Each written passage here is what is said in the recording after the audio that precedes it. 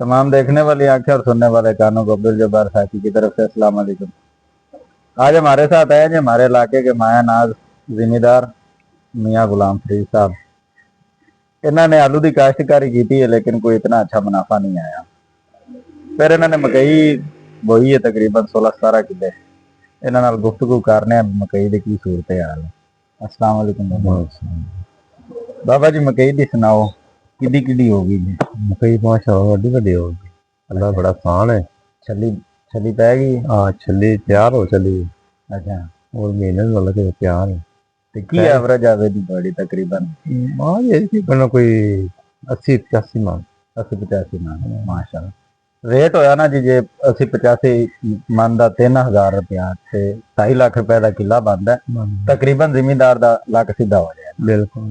ते मेरा ख्याल है खर्चा भी कोई लाख सवा लाख आ गया होना है। हाँ, इन्ना लाख लाख ऊपर आ जाता। हाँ, ते नारी पानी है बाबा जी ਤੁਹਾਡਾ या नहीं जी नहीं, सोलर लगी। अच्छा, नारी पानी कदी मिलता कदी नहीं मिलता। माशाअल्लाह सोलर लगी।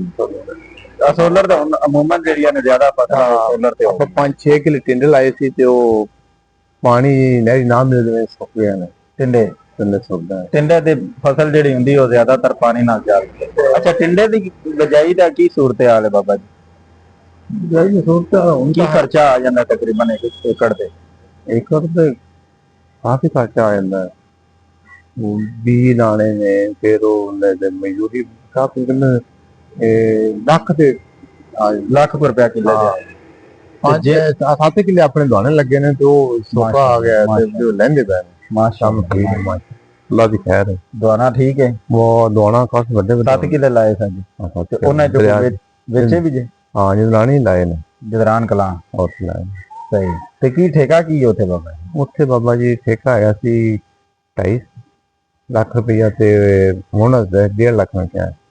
ठेका बहुत ज्यादा बाबा। हाँ, उधर पहली खराब है, इसे बनाई है। अच्छा, तुसी आप बनाई है? पहली आप बनाई। पहले खंडर थी। खंडर बिल्कुल बरान। सही। तो 5 साल का ठेका उनका नहीं ले रहे। अच्छा अच्छा अच्छा। मुझे मेहरबानी में प्लेटा मार्कन लाते हैं। तो मतीरा लाया भी जे? हाँ, लाया। वावा काम रहा वावा माशा ठीक। अच्छा, मतीरे की फसल का यह फायदा होंदा है जे कि रोजाना तुसी मंडी ते जाके रोजाना जिहड़ी पेमेंट हुंदी ना ਉਹ ਜਿੱਲੇ ਤੁਹਾਡੀ ਜੇਬ ਵਿੱਚ ਆਂਦੀ ਇੱਕ ਤੇ ਘਰ ਦੇ ਅਖਰਾਜਾਤ ਤੁਰ ਜਾਂਦੇ ਨੇ, ਚੱਲ ਜਾਂਦੇ ਨੇ, ਸ਼ਾਦੀ ਵਿਆਹ ਫੌਤਗੀ ਇਹ ਉਹ 1 ਕਿੱਲਾ ਤੁਹਾਡਾ ਘਰ ਚਲਾਈ ਰੱਖਦਾ, ਤੁਹਾਡਾ ਕਿਚਨ ਚਲਾਈ ਰੱਖਦਾ। ਉਸ ਤੋਂ ਵੱਡੇ ਪੈਸੇ ਜਿਹੜੇ ਨੇ ਉਹ ਤੁਸੀਂ ਜੋੜ ਸਕਦੇ ਜੇ, ਰੱਖ ਸਕਦੇ ਜੇ। ਇਹ ਤਾਂ ਐਵੇਂ ਹੋਵੇ 7 ਕਿੱਲੇ ਦੁਆਨਾ ਲੱਗਿਆ ਹੋਵੇ ਤੇ ਨਾਲ 10 ਕਿੱਲੇ ਮੱਕੀ ਲੱਗੀ ਹੋਵੇ, ਮੱਕੀ ਤੁਹਾਡੀ ਫ੍ਰੀ ਹੋ ਜਾਏਗੀ ਤੇ ਇਹ ਮਤੀਰੇ ਜਿਹੜੇ ਨੇ ਮੱਕੀ ਤੁਹਾਡੀ ਬਣਾ ਦੇਣਗੇ। ਐਵੇਂ ਹੀ ਹੈ ਬਾਬਾ ਜੀ? ਉਮਰ ਨੂੰ ਆਖਿਆ ਸੀ ਪਾਣੀ ਸਾਰੇ ਨਹਿਰੀ ਪਾਣੀ ਕੋਲ ਜਾਂਦਾ ਪਿਆ। ਜੀ ਜੀ। ਤੇ ਅਸੀਂ ਜਦਰਾਨ ਕਲਾਸ ਪਹਿਲੀ ਲਈ ਇੱਥੇ ਜੀ ਜੀ 20-22 ਕਿੱਲੇ ਮਾਸ਼ਾਅੱਲਾ।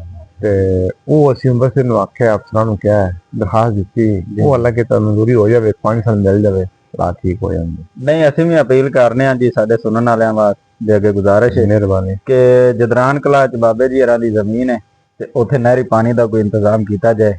ਮਿਹਰਬਾਨੀ ਹੋਏਗੀ ਤੁਹਾਡੀ। ਗਰੀਬ ਬੰਦੇ ਆ ਤੇ ਅੱਗੇ ਆਲੂ ਨੇ ਜਿਸ ਤਰ੍ਹਾਂ ਸਾਡੀ ਝੱਗ ਕੱਢੀ, ਹੁਣ ਮਿਹਰਬਾਨੀ ਕਰਕੇ ਤੇ ਤੁਸੀਂ ਵਹਿੰਦਾ ਪਾਣੀ ਦੀ ਕਸਰ ਕੱਢ ਕੇ ਤੇ ਸਾਡੀ ਜੱਬ ਨਾ ਕੱਢੋ। ਤੁਹਾਡੀ ਸ਼ਫਕਤ ਹੋਵੇਗੀ।